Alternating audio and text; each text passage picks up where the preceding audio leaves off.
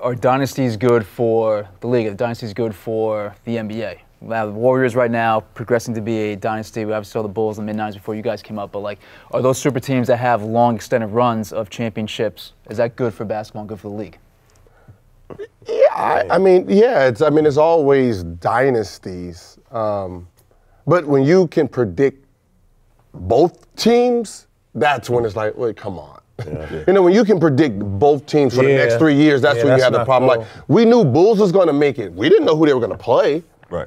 You know what I mean? So it's like, you know. And they still had an uphill battle. Yeah, they still had to battle through people. The Knicks can get one, you know what I mean? Like, damn, if they can get two. You know, it's like, that's what I said, you just didn't know who was going to be there. But now you know, okay, them in Cleveland. Yep. You know, you hope Boston, but we know Boston ain't going to make it. Yeah, it's tough, man. It's tough, but because the storytelling of the history of sports in the league are about dynasties. Yeah. But like Gil say, when the shit is predictable, you know, it's like, why am I tuning in? Mm-hmm. You know what I mean? It's like almost like, why am I tuning in? We can pretty much take a nap until the NBA Finals. Yeah, and you know, the competition is cool and like the matchups are dope and like what these dudes are doing is dope, but I just think that it all fall back on the teams. Like, you know, San Antonio gonna be there. Whoever they play in the, you know what I mean? Whoever they play in the playoffs gonna be killing.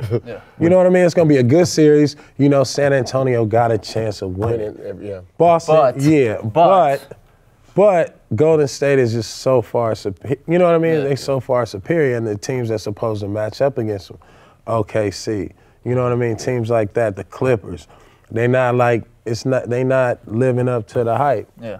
You know what I mean? So it's like, only spot the Clippers gonna be competitive in is the lottery. I mean, but you know, when Clippers 3-4 years ago, when you look at their roster, it's like, man, they have the most talented team on paper. Stacked.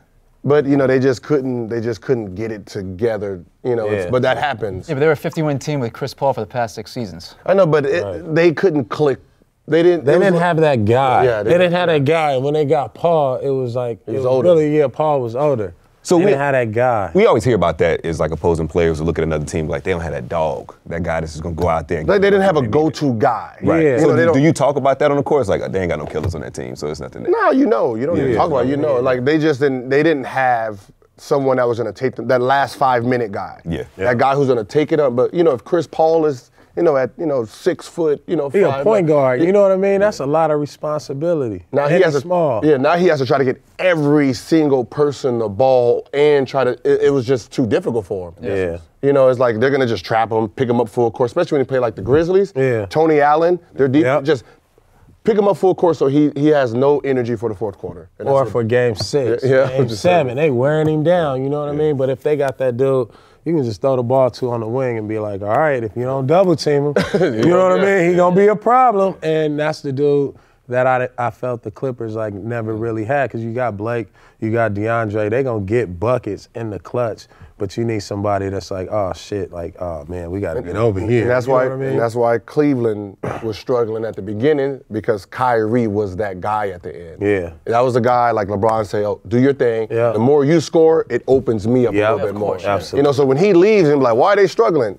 They don't have the dog. Yeah. They don't they still don't have that guy. Like LeBron has to be the guy now. Yeah. Well, they're doing it right for themselves right now. But they still don't have. LeBron went back to like, you know, LeBron been like kind of like, all right, Kyrie, get off. And then when Kyrie gets the ball, everybody like, oh shit. Yeah. You know what I mean? And LeBron like, hey, like, you know what I mean? Tap in, lay up, let me set the table. And then when Kyrie left, LeBron like, all right, everybody like, hold on, like, well, it's Kyrie, and LeBron like, hold on, dog, like. I'm LeBron. Like, wait a minute, like. LeBron James, I came in doing this shit like this, you know what I mean? Yeah. I just gotta switch modes and then go back to all the other shit that I was doing, you know what I mean? So you think the past couple of years he was kind of just taking it easy? Is that what you're saying? No, not taking it easy, just playing a different style. Playing a different role. Playing more of a point guard, a leadership role, you know what I mean?